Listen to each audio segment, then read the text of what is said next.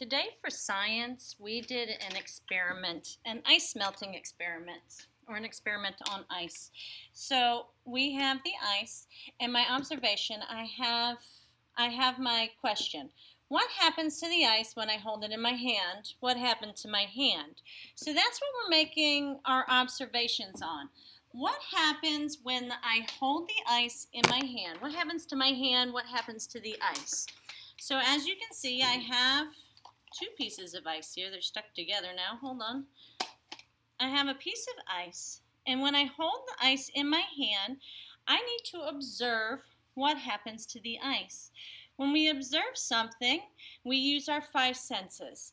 So we use in this case, our touch and our sight. So we're looking at it, we're feeling it. Okay? In some cases you can taste it, but it really doesn't go with what's happening in this experiment because we're using my hand.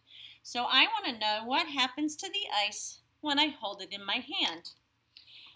You can try this experiment at home and then write down your observations. So I'm going to actually take my observations and I'm going to put them down here. We said that ice melts when I hold it in my hand. What else happens when I hold it in my hand? Okay, the ice turns to water.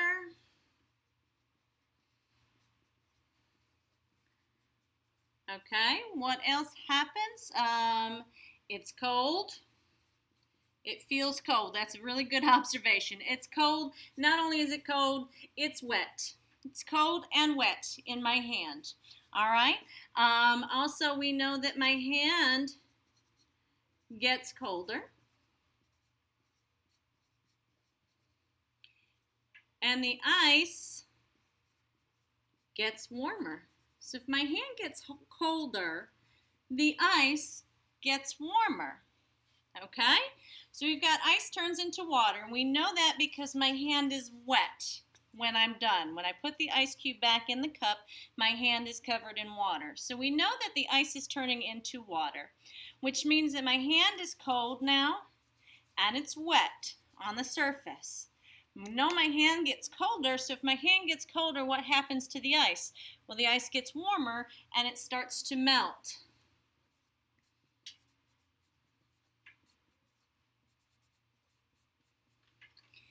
Okay? We also can come up with our hypothesis, okay? So what we think happens. And that kind of goes back into the ice melts when I hold it in my hand. That's my hypothesis, and I'm saying that because that's what we are observing right now. So I'm going to bring this down here and put ice melts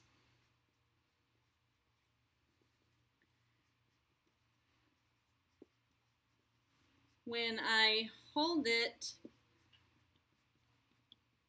in my hand. That's my hypothesis. So the hypothesis we come up with helps us do our experiment, which is why I had it up here, because that helped me figure out what experiment I wanted to make. So based on the experiment that we did, we can come up then with a conclusion or two. Okay, so my conclusion is going to be down here. Conclusion. This is after I've done my experiment. Now, like I said, do the experiment for yourself. Get yourself an ice cube, hold it in your hand, and observe what happens. And then you can come up with a conclusion. The conclusion that we came up with today was that the palm of my hand,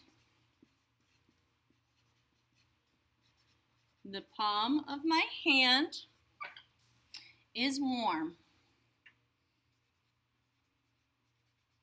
So it's warm, okay? And that causes the ice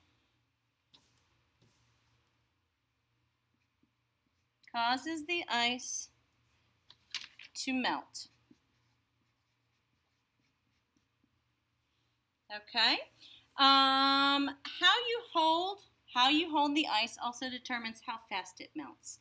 So we're going to put that one down there too. So if I close my hand, it's going to melt faster. If I leave it open, it's going to melt slower. So how you hold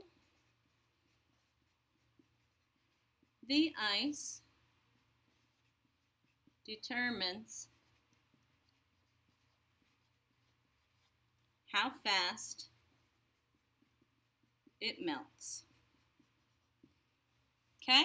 So ice melts when I hold it in my hand. And the big thing I want you to take out of this, my hand gets colder, the ice gets warmer.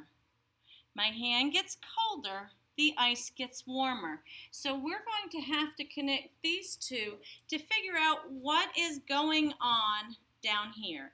The palm of my hand is warm. It causes the ice to melt. The heat is going to the ice.